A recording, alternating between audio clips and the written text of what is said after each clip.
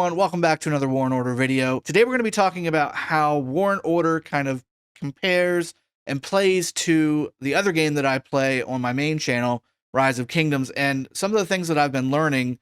So again, I have had my account on War and Order for about 51 days and some change, and it's been kind of a whirlwind of learning this game because it's very complex. It's not so simple as say, I mean, I think Rise of Kingdoms is relatively simple when it comes to the actual game itself. There's commanders, there's troops. You level your commanders up to fight with on the field, blah, blah, blah. With War and Order, it's very complex. It's not quite as simple as get commanders, level those guys up to a certain thing, and then get your troop count up.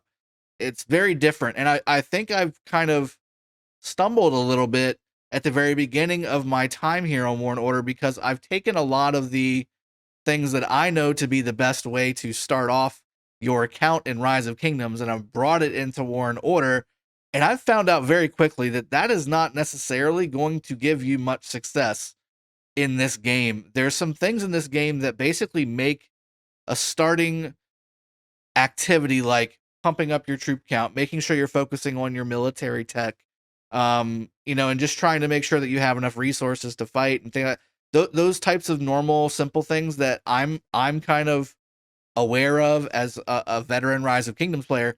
That doesn't really translate that well into War and Order. I mean, obviously you want those things, don't get me wrong. You want to focus on getting your technology up and things like that. But that, I'm finding, is not necessarily the most critical piece of starting your account in War and Order. And more importantly, especially very early on in an early realm, or a newer realm, I should say, early on in your account, you need to do a couple different things other than what I'm familiar with. So we're going to go over that in this video really quickly, just to touch on the things that I'm going to be changing, the way I'm going to be changing my play style in this game. And then also we're going to talk about some of the things that we're going to be doing in the future videos. In fact, a couple I've already got lined up for you tomorrow and the day after. But so some of the things that, again, I've pulled over from my tenure and playing other games like this, which is your strategy, RPG, medieval, fighting, city building, farming games, right? Like all the activities that you can do in the game. And you have your standard stuff, right? Kill your monsters to get your free things that the monsters drop. Make sure you're building your troops. Make sure you're upgrading everything you can. Don't let your upgrading builders be idle, kind of thing, and all the normal stuff, right? That's fine. But then War and Order. So to me, what I've found in the 51 days that I've played, we need to make sure that we understand the different mechanics of this game, because coming into this game, there's so many things hitting you in the face to do, and you don't know what you're doing. You're going to get off to a slow start. And that's kind of what I did, because even though I thought I was doing pretty well and focusing on the certain things that I wanted to focus on, and to me it made sense to focus on certain things, I'm finding out through actual fighting and activity that it doesn't necessarily mean a whole lot unless you have some other things to fall back on. And if you're really trying to push your account to be a heavier account, to be a heavy fighting account, I should say, early on in the game against other players that are doing the same thing, especially veterans that are doing the same thing, you need to make sure that you are focusing on a very few things that I can kind of have figured out at this point. So first off, you've got obviously your troop count and things like that. You want to really, unless you're going heavy into wanting to dominate a server through zeroing everybody and just doing whatever you want, you want to focus on your castle. You want to focus on your buildings, and in particular your castle. The higher level your castle, the better off you're going to be for multiple reasons. Obviously, from a growth map standpoint, you can see here I'm level 20 right now. I just got all these little growth map deals here, but each time, like for instance, this one right here, you unlock new land, you can recruit golems, you can have an altar, which is a big deal in this game, extra stone mines. As you level up your castle, you get more things. You unlock the emblem system, which is another huge thing inside this game. You add another barracks inside of level 19. You can upgrade to tier 7 troops at that point with your barracks. So, I mean, you want to focus on, and this is a very, very big deal, focus on your castle to get to level 30 is what I'm starting to find, because everything before level 30 is basically just kind of petering around.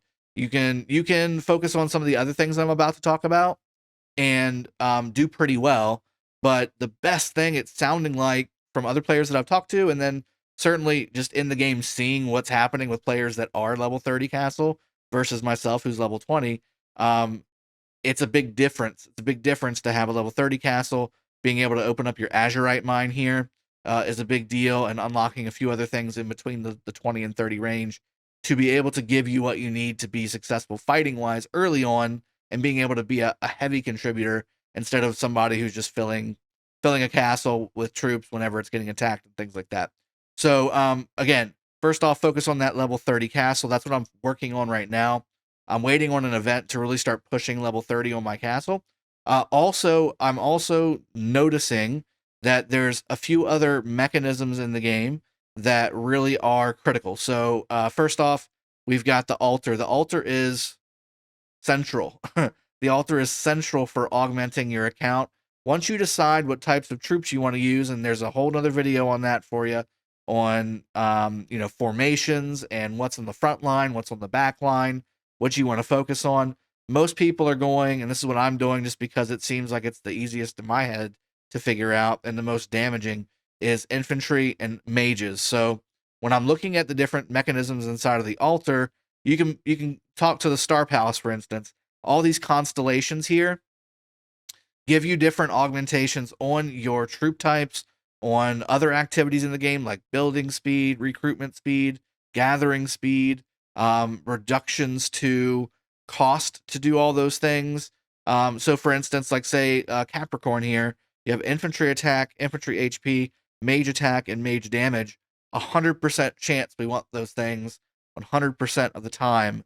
So this is one that I'm going to be focusing on. And the way that you grow this is by not only unlocking them with the things here, the little birthstones, but you have to evolve it to different levels. So there's green, there's blue. I'm assuming there's a purple and gold as well for epic and legendary. But you also have to use these little star sources here to upgrade the actual level to actually get the stats themselves. So you have level 3 on each. I'm assuming it's 3 levels on each different color of evolution here. And then each tier here, white tier 1, white tier 2, white tier 3, you'll be able to do more evolutions on that. But you want to stack all these up because these all apply. You don't have to pick one. So for instance, this one here, again, archer attack, infantry HP, archer damage. You can go ahead and get this unlocked, right? Like we have it unlocked, but it's not giving us any stats because I haven't leveled it up yet, because I'm trying to focus on ones that are giving me the most stuff for my stats that I need for infantry and mage, which is where the Capricorn is coming into play. Also, we have Leo does some pretty good things. Mage attack here, angel HP and mage HP, very strong. Reduces damage taken from mages. That's another good one as well. Leo's a very strong one. Aries, I believe, is decently strong, although it's more for Cav. And again, that's why I'm not focusing on this one very much. Taurus, Cav, and infantry as well. We also have Gemini, Angel, Cav, infantry. It's kind of all over the place, but you get the drift. This is a huge, huge bank for stats. And when we're talking about hitting cities, hitting people on the map, all those things, right? Stats are king. That's basically your commanders, okay? That's where all of your extra damage is coming from, alongside of the tech that you've got inside of your research center, and then also inside of obviously the tier of troop you have as well, also kind of augments all of those stats. But this percentage augments that base unit stat. So again, you want to have as many of these that are going to be helping the troop type that you want to have. So again, Pisces here, infantry HP. If I had this leveled up, I would be increasing the HP of my infantry innately. It would just be bare, on the base. So this is a good thing to focus on, and something that you should focus on pretty significantly. Another thing, if you go to your Lord info, there's actually 2 things here that I want to show you. And there's actually a total of 4 things that will augment on top of everything else, right? 4 things that I really want you to focus on, and what I'm going to start to focus on, because these were just kind of the extras that I thought, okay, well, I'll get these as I go along, no big deal. But as long as I've got a bunch of troops, and as long as I've got a bunch of good war tech in my research center, I should be fine, right? That is not the case. That is not the case in War and Order. You need to focus on these 4 things. The first thing was that the star palace. Yeah, the star palace over here. This is the number one thing as well. Like, one of the things that you need to focus on. Make sure you're doing every activity you can to get these little birthstones here, the birthstone crystals.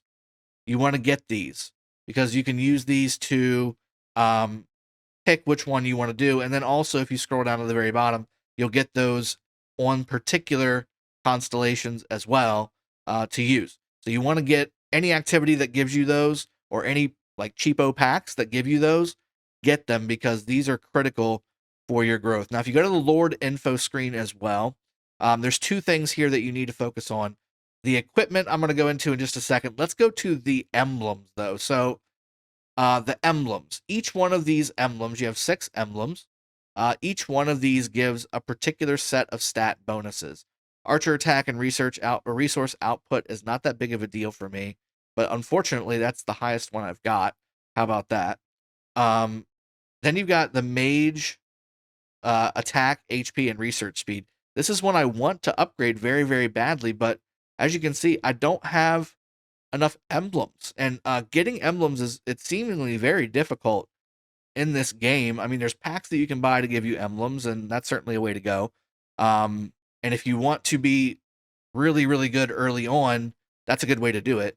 But in the game, it doesn't seem like there's a whole lot of ways to like inherently get emblems. I think you may need to be getting these through just PvE play. You get these generically throughout the thing. So as you get more of these, again, like the Justice emblem, infantry, cav, and healing speed here, those are 2 out of 3 that I do like, so I wouldn't mind having more of that.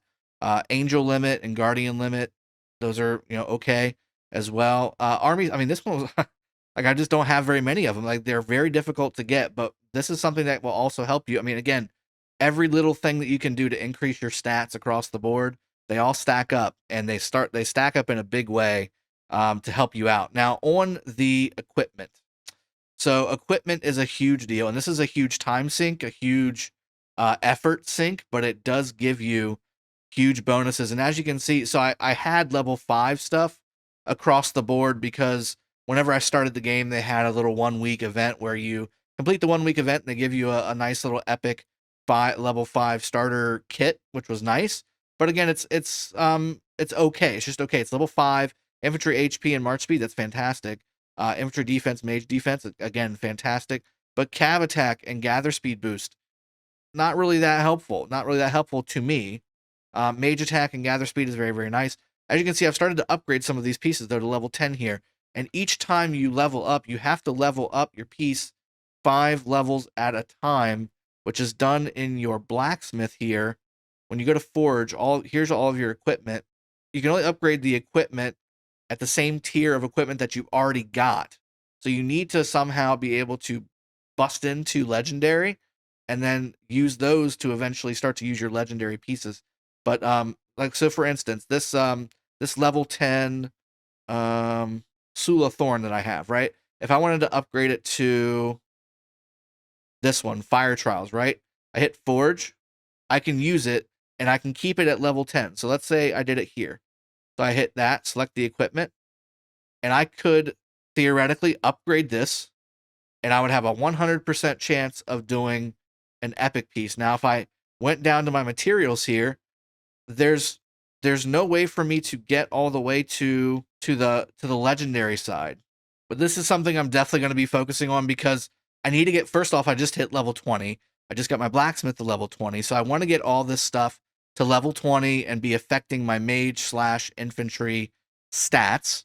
This is a big deal for me, that I'm going to be focusing on using my materials, which there's tons of ways to get materials in the game. Obviously, you can buy them as well, but you can get them through almost every activity. Has some level of equipment chest, material chest, or something like that, to where you are pretty much set with materials. But if you want to be upgrading to the really top tier stuff, you're really going to have to focus on it to get it going. But I need to get work on this as well, because this has held me back quite a bit too. The people that I'm fighting are in the 100% of stats, and I'm still in like the 20 and 30% of stats. So this is, again, a piece of that puzzle that I just haven't done yet because I didn't think it was that big of a deal versus what I was doing. And it's turning out that this is definitely a huge deal. Inside of War and Order, you need to make sure that you're up to date and on top of your equipment.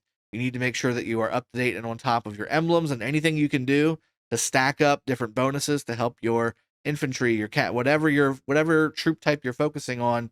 You want to focus your stats on those types of things. Now, finally, the fourth thing I want to talk about, and I touched it a little bit earlier here, are artifacts. Now, again, you can see on the top left, I can summon Mjolnir. That's going to be my video for tomorrow for you guys. But for today, I want to focus on, again, it's the same premise that I've been talking about since the beginning of this video, and that's to do things that are going to give you more stats on top of what you already have. And just this epic 3-star level 20 artifact here is giving me like 30% stats. Like it's incredible for one little thing, and you can have up to 5 on your array. So you unlock the fifth one at level 5 altar, and I'm not sure. No, 22. Okay, so I can upgrade this at level 22 and give me another artifact, which I'm going to be this week. I'm going to be level 22 at least this week. So that'll be good. I'll unlock another artifact slot. But let's look at the artifacts here. I mean, these things give you some serious bonuses, and you don't even need to have the biggest stuff, but you do need to temper your expectations if you're not using the legendary or the epic pieces for war. You have to kind of temper your expectations on what exactly you're going to be able to do in this game early on, because if you're going up against some of these bigger players, and again, the server and the realm that I'm on has some pretty large, toxic guys that are just like throwing their weight around and destroying everything, you need to understand that you're not going to be able to really go up against that right off the bat. Like, for instance, I want to get the Brianak here. Mage attack, mage HP, attack boost, damage increase against infantry, and damage reduction for the army at 6-star. The only thing that's not used here is cav attack, which unfortunately is the highest one on here, so that's kind of sucks. But I do like the Brianak. I do also like this one, the Leviathan. I think this is how you say it. Just, it's all generic. Army size limit, attack bonus, reduction to damage taken from archers and mages, which is the heavy damage dealing units in this game, so that's really strong. Extra troop damage and HP. I mean, this is a big one. This is a big one, but I think you have to buy this one to get it. I don't think you can get that through just conjuring things. I think you have to actually buy the packs and get that just through purchase, which it's strong. It's very strong. Probably worth it if you're spending into the game. But some other ones that I like, again, Athena's Aegis here. Reduction of damage taken from archers, which is, again, heavy damage dealing. Infantry defense, infantry HP boost. I mean, this is a really good one too. So I want to use the Athena's Aegis. I'm going to also use the Mjolnir. I don't want to do it yet because I want to save that for tomorrow's video. But that one's really, really good for mage damage, mage HP, and things like that. And then I think want to use the Brianak. I think those are going to be the 3. I think I'm going to use 3 legendaries and 2 epics. And then the other epic one here, again, the Gyanjang Moe or whatever, is very, very strong. Cortana is not bad too. Mage attack, mage HP is very good as well. Yeah, so this is the fourth thing. I mean, as you can see, this stuff is all stacking up. So I'm starting to see why I'm only 20 and 30% on some of my stats, going up against people that are 100, 140%. And I've seen videos on other channels where these guys are at 250, 300% on these stats. This is why they're stacking all the artifacts, they're stacking all the emblems, they're stacking all of your equipment, and they're stacking your Star Palace. And then on top of that, you also have the Colossus here, which this is more minor. As you can see, I had this thing leveled up to level 16, which is not very much. You can have 2 of these active at a time once you hit level 50, I think. But getting the Titan crystals is a little bit of a challenge. And honestly, again, I mean, the percentages are very low, in my opinion. They're not really that crazy. You can use some of these skills here, which is very nice, increasing troop damage by 8.8%. Very strong, but you got to be level 130 to unlock that. Just different things here you can do to augment your stats. I have it on infantry for right now, but I could always switch it to mage at any time. Or again, once I unlock it to level 50, I'll be able to actually activate 2 at a time, and I'll have 1 infantry and 1 mage, and they'll both be stacking even more stats on top of everything else. So you can see how everything is just starting to stack up. It's not just your research. Like again, like I have most of my research into my mage and infantry military tech, and I thought I was doing pretty damn good. I'm like, okay, well, I'm doing all right, I think, compared to a lot of the other people my same level. But I kept getting wrecked. Like I kept getting my city hit, and there's other tips and tricks that I've learned that you can use to minimize the impact of a city hit on you. But honestly, with the sanctuary system, like I still have some troops in the sanctuary that I need to heal up. I've done all the quests except for this one. I'm waiting on the alliance that I'm in to do a major ruins rally here. But you get the holy water to resurrect your troops. I mean, you get to resurrect your troops. You don't, as long as you don't go over the cap, you're in good shape. So you don't lose technically anything unless you had a bunch of resources out, which I always recommend you don't do. But yeah, so I mean, those are some of the things I've really kind of learned. I think that it's similar in a lot of ways, but this game has a lot of very specific things to help you grow your account the way you want to, but it's also a lot of different mechanisms all at the same time. You need to make sure that you understand them all, because I still don't fully understand all of these.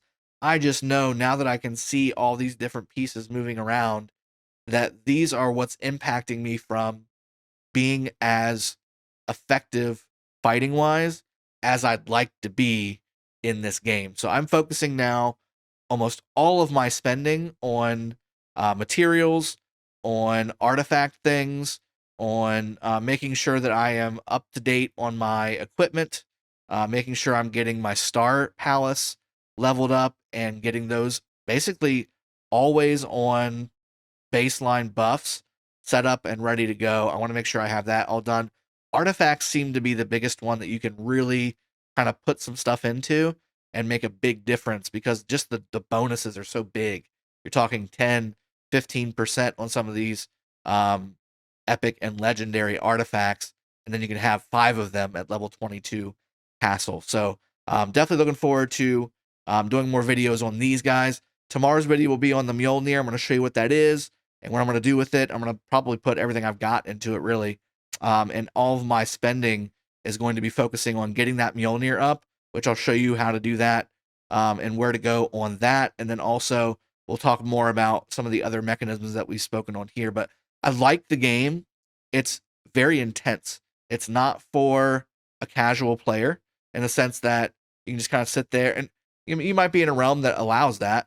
But for the newer realms, like from what I've seen and heard from everybody that's playing in the realm that I'm in, it's not quite as casual. Like you can't just log in and peter around and throw some buildings around and kill some monsters and expect to also do the exciting fun things as well, like capturing the center of the map, capturing the city, being a part of the main alliances and all those things. It's really a one or the other thing. If you want to be doing end game things or doing the top level things on your realm, you need to also be investing a lot of time and energy and resources into getting your city to level 30, into getting your artifacts up, into getting your materials so that you can make your equipment, and then also focusing on your Star Palace, focusing on your Star Source over here, your Star Ruins, making sure that you are collecting at all times. This is what's going to help you increase your Star Palace constellation levels. You need to make sure you're doing that, doing all the quests. I mean, just the quests alone take quite a bit of time, but they're fun. In fact, I spent probably an hour and a half today playing the hard mode of Castle Wars, which was very fun. I got all the way to level 14 and started to get a little stuck. But I already did the easy mode all the way through 3 stars. That one's done. Now we're on hard mode, and I'm almost to the end of that one now too. So very strong there. And I've already done Army Assault on easy and hard, and Nightmare on the first 2, and then easy and hard on the last one, and I'm 3 out of 8 on Nightmare. And I have a feeling that I can go ahead and since I've done a lot of leveling up since the last time I've tried that, I can probably get to level 8 on that Nightmare mode too. So looking forward to bringing all these things to you. I've just been jabbering and rambling on here, but I just wanted to put a video out and kind of compare this, because I've had a lot of people from other games that I play, asking me how I like this game. I do like it. It's intense. I wish I had my crew here and not maybe some of the folks that I'm playing with right now. But that being said, you could cause some serious damage in this game. If you wanted to just log in and be a nuisance and a pest, you could definitely do that in this game. But you can also build something really cool too. You can build a solid kingdom, a solid realm. You can really start to gear up towards the later game stuff. Like from what I understand, there's a mode called Void War or something like that, where it's kind of like a cross realm deal where you're fighting other realm alliances or something. I still have to look into that kind of stuff too. But just for growing your account and just kind of playing the game, those mechanisms are really what you want to focus on if you really want to start to power your account up and get fighting ready and have the best stats that you can when you're going up against other players. So hope you've enjoyed the video. I'll see you guys next time. Cheers, have a good one, and take care.